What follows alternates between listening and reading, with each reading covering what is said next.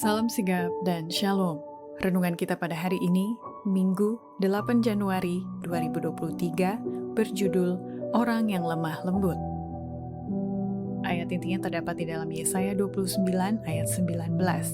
Orang-orang yang sengsara akan tambah bersukaria di dalam Tuhan, dan orang-orang miskin di antara manusia akan bersorak-sorak di dalam Yang Maha Kudus, Allah Israel. Pena Inspirasi menuliskan yang dimaksud dengan judul renungan kita pagi ini, Orang yang Lemah Lembut, adalah sebuah panggilan kehidupan yang praktis agar kita bisa senantiasa bersuka cita dan bergembira, sebagai faktor yang menunjang kebahagiaan sejati dan sarana untuk memulihkan hubungan kita secara vertikal kepada Tuhan dan horizontal dengan sesama, sebagai berikut.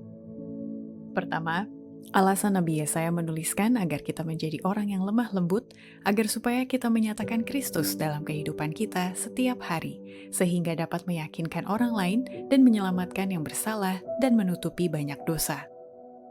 Roh yang lemah lembut dan perangai halus yang meyakinkan itu dapat menyelamatkan yang bersalah dan menutupi banyak dosa. Wahyu Kristus dalam tabiatmu sendiri akan mempunyai kuasa yang mengubahkan bagi semua orang yang engkau layani.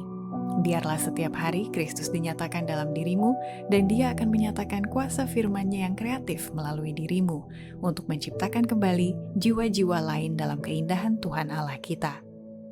Kedua, alasan Nabi Yesaya menuliskan agar kita menjadi orang yang lemah lembut, agar supaya kita menyatakan Kristus dengan memperlakukan sesama manusia dengan lemah lembut dan tidak dengan roh yang mementingkan diri. Janganlah kita mencoba bekerja atas diri kita sendiri atau atas orang lain. Tetapi biarlah kita bergantung pada Roh Kudus. Perlakukanlah manusia dengan lemah lembut. Dengan hati penuh kelemah lembutan rohani, cairkanlah jalanmu ke dalam hati yang yakin. Biarlah kata-katamu dicelupkan ke dalam minyak surgawi dari 2 cabang zaitun.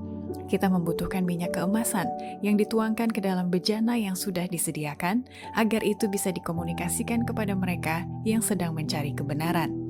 Ingatlah selalu bahwa bukan dengan keperkasaan dan bukan dengan kekuatan, melainkan dengan Rohku, firman Tuhan semesta alam. Ketiga, alasan Nabi Yesaya menuliskan agar kita menjadi orang yang lemah lembut, agar supaya kita menyatakan Kristus dengan pendekatan positif, gantinya meladeni dengan roh perdebatan. Hanya sedikit kebaikan yang diperoleh dari pembicaraan yang mencela. Cara paling pasti untuk menghancurkan doktrin palsu ialah dengan mengkhotbahkan kebenaran. Jagalah agar tetap bersifat menyetujui. Biarlah kebenaran Injil membunuh kekuatan si jahat. Tunjukkanlah roh yang lemah lembut dan berbelas kasihan kepada mereka yang salah. Datanglah dekat ke hati mereka.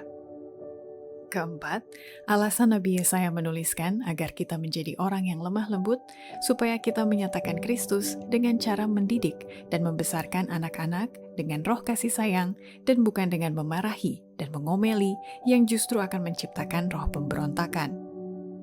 Pada waktu engkau memperlakukan anak-anakmu dengan baik dan dengan lemah lembut, mereka dan engkau akan menerima berkat Tuhan. Dan apakah engkau berpikir bahwa pada hari penghakiman Allah, seseorang akan menyesal bahwa ia telah sabar dan baik hati kepada anak-anaknya? Demikianlah renungan kita pada hari ini, kiranya Tuhan memberkati kita semua.